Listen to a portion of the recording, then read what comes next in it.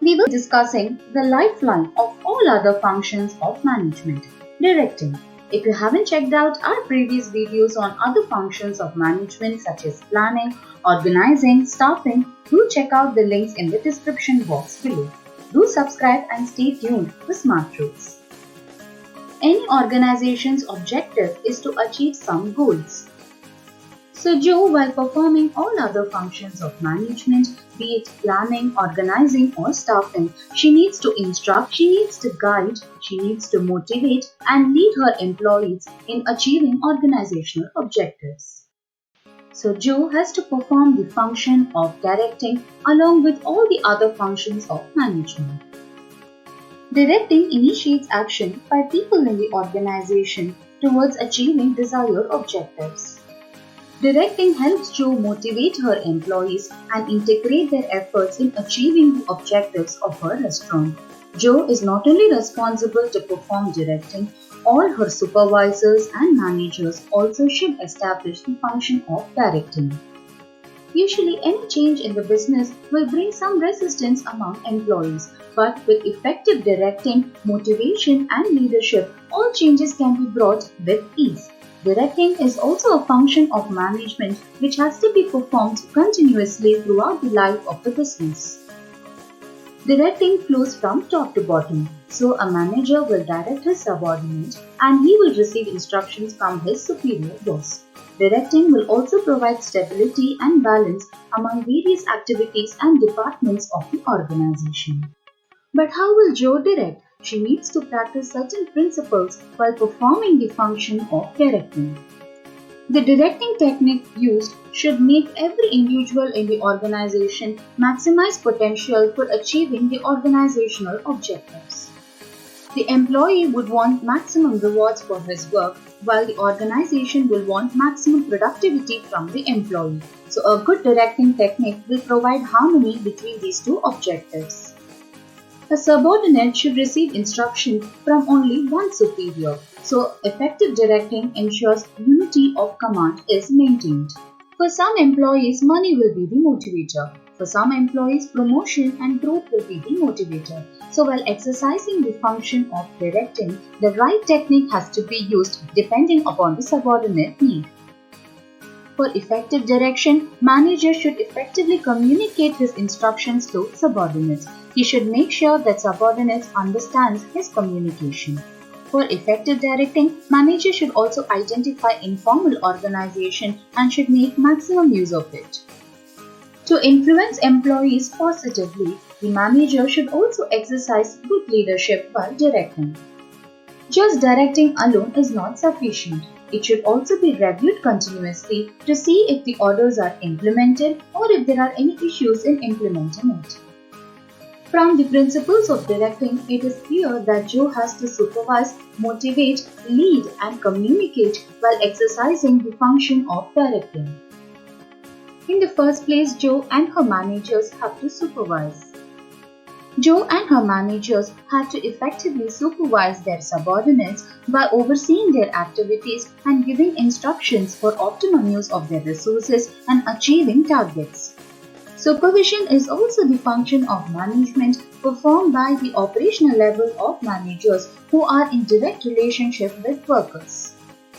The supervisor maintains day-to-day friendly contact with workers and acts as a guide and philosopher to the workers. They also serve as a link between workers and management and avoids misunderstandings between them. They ensure unity among the workers under them and maintain harmony. They also help in achieving targets and motivating the workers effectively. They provide on-the-job training to workers and play a key role in influencing and building morale among the workers. They also analyze work and give constructive feedback to the workers. The second element in directing is motivation. Joe has to constantly motivate her employees in performing all other functions of management and stimulate them in achieving objectives of her restaurant. So motivation is the process of making subordinates to act in a desired manner to achieve organizational goals. Motivation helps employees devote all their energies in increasing their performance. So their maximum effort and high performance also helps in achieving organizational goals. The employee will show a negative attitude if he is not rewarded properly. But if he is rewarded properly, he will be motivated to perform better, so his negative attitude is now changed to a positive attitude. If manager convinces his employee that he will receive more reward because of a new change, the new change can be brought with ease. But motivation is complex in nature because it deals with different type of people with different expectations. If the employee is not motivated, he will leave the organization. So proper motivation will reduce employee turnover and it will also reduce absenteeism. Famous psychologist Maslow provided that there are 5 main elements in motivation. One is the basic salary for employee, which provides the basic psychological needs. 2. The job security, which forms the security needs. 3. Belonging and acceptance, which form affiliation needs. 4. Respect and recognition, which form the esteem needs. And 5th, the growth, which is the self-actualization needs. Having known the importance of motivation and important elements of motivation, how do we motivate employees?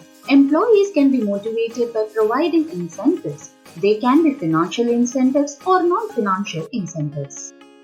Some of the financial incentives are increase in salary or enhancement of allowances. So these are pays and allowances incentive. Wages can also be increased depending on the increase in productivity. So these are production-linked wage incentives. Employees can also be offered more salary or more wages, which is bonus. Employees could also be given a share in profits of the organization. This motivates them to increase their performance and contribute to profits. This is referred to as a profit-sharing incentive. Stock option. Under this financial incentive, shares of the company can be given to the employee at a price lower than the market value. So this creates a feeling of ownership and makes them contribute more to the growth of organization. Employees could also be given retirement benefits like pension fund or gratuity fund, which makes them stay in the organization. Employees can also be given other perquisites like car allowance or medical aid or housing allowance, which motivates them to stay in the organization. Non-financial incentive. They are incentives without a monetary value. They include status, which refers to a rank or position in the organization. Psychological, social and esteem needs of the individual is satisfied by the status given to their job. Organizational climate. It indicates the characteristics which describe an organization and also distinguish it from the other organization. Behavior of the people is also influenced by the characteristics. If organization is more reward oriented, it motivates the employee to stay in the organization. Career advancement opportunity. All employees should be provided opportunity to improve their skills and be promoted to higher level of jobs. Promotion is a tonic and encourages employees to improve their performance.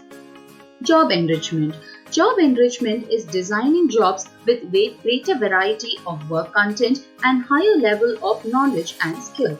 So if job is enriched and made more interesting, then the job itself will motivate the employee to perform better. Employee recognition program. Recognition is an acknowledgement with a show of appreciation. Appreciation motivates the employee to perform better. Job security. Employees, they want their job to be secure and they want stability about their future. So if the employees are not likely to lose their jobs, it motivates them to perform better. Employee participation. It means involving the employees in decision making for issues which are related to them. So this incentive motivates the employee as they are also involved in decision making. Employee empowerment. Empowerment is giving more autonomy and power to subordinates. So when they are empowered, they feel that their job is more important, and this also makes them use all their skills and talents in improving their job performance. After Jo has supervised and motivated her employees by providing incentives, she has to exhibit leadership qualities. As a good leader, she should influence the behavior of people and make them positively contribute their energy towards the benefit of a restaurant. As a leader, she should also provide confidence, support and encouragement to her employees. As a leader, she should persuade, inspire people to accept changes wholeheartedly. As a leader, she should also effectively handle conflicts and should not allow it to affect the organization. As a leader, she should also provide training to her subordinates and build up her successor, which will help in smooth succession process. As a good leader, Jo should possess good physical features, she should have good knowledge to instruct and influence her subordinates, and she should also possess high level of integrity and honesty. She should be courageous and initiative. She should be a good communicator and explain her ideas clearly. She should be an effective motivator and should be having a high level of self-confidence. She should be firm in all her decisions and be friendly with her colleagues. Jo can be a good supervisor, motivator or leader only if she is able to communicate her ideas clearly. So a good communication skill is required by the manager to effectively perform the function of directing. Communication is the lifeline for directing. It provides the basis for coordination among various departments. It also helps in smooth functioning of organization and provides the base for its existence. It also helps in providing relevant information for the right decision to be taken. It promotes effective managerial function and it is involved in all aspects of management from conveying goals and targets to allocating jobs and responsibilities.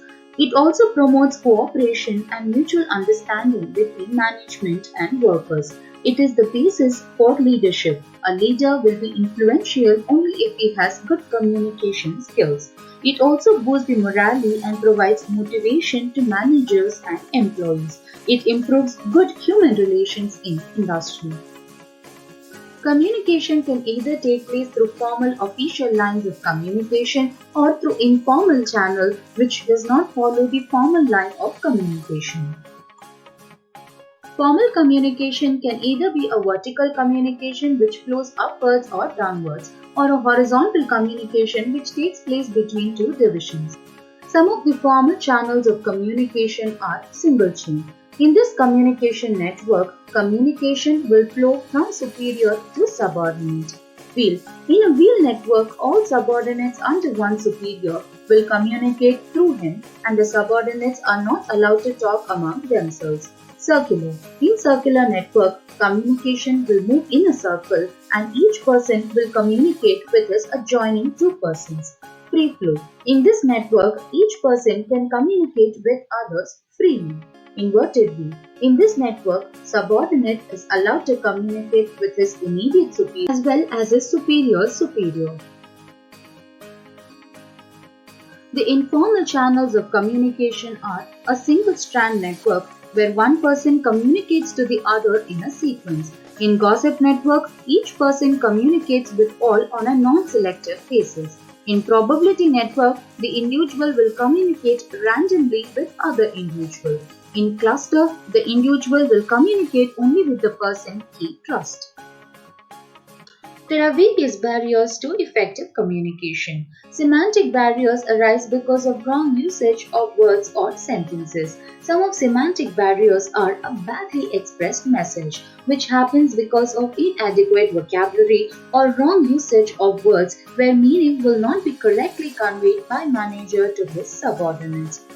A word can have several meanings and receiver has to perceive the right meaning for the word used by the communicator. So this is because a word is subject to different interpretations. Communication in one language while getting translated to another language may lead to wrong meanings if it is not translated proficiently. So proficiency and understanding meanings of different languages is important for effective communication. Some communication is subject to certain assumptions and interpretations. So communication has to be clear and communicator should make sure that message is clearly understood by the receiver. Some specialists use technical jargons while communicating which will not be understood by people from different fields. So this can act as a barrier to communication. Body movement and gesture should be in match with the message being conveyed, else it will be perceived wrong. Emotional or psychological factors also play as an important role in acting as barriers to effective communication. Some people evaluate meaning before the message is completely conveyed. So these are preconceived notions which leads to premature evaluation of a message. If receiver is preoccupied, then the message will not be communicated properly. When communication passes through various channels, it results in inaccurate information being conveyed. So poor retention of people is also a barrier to communication.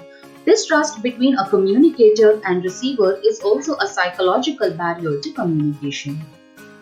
Organizational barriers to communication. If organizational policy is not supportive of free flow of communication, it hampers effective communication. Rigid rules also hurdles communication and results in delays.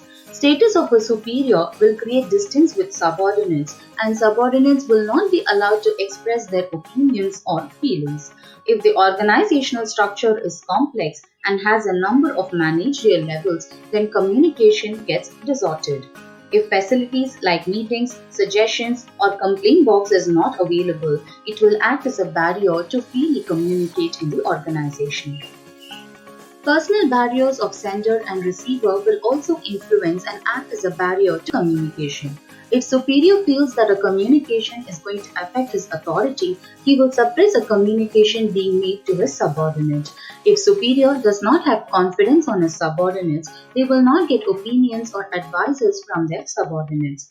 Superior might also not be willing to communicate to subordinate if it affects his interest.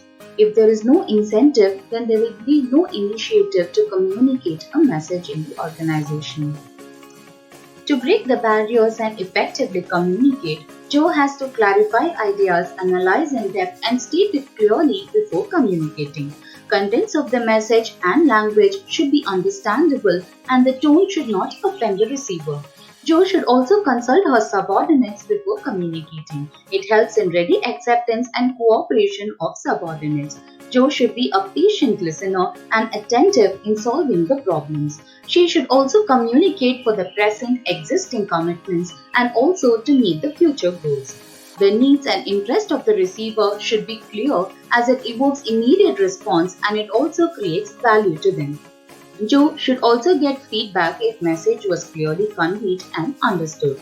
She should also have a follow-up action to see if there are any hurdles in implementing her communication. Joe has now understood directing, its importance and principles that she should follow while directing. For effective directing, Joe has also understood the need for supervision, its importance, motivation, its importance, elements and ways or incentives that she should give to motivate her employees. She has also understood how she should be a good leader and direct her employees. But for effective supervision, motivation and leadership, she needs to effectively communicate, decide channels of communication, identify and overcome barriers to communication. So the lifeline for all the other functions of management is directing. We hope business studies is made simple with smart rules. For handwritten notes, check the description box below. Please do subscribe and stay tuned with us for more updates.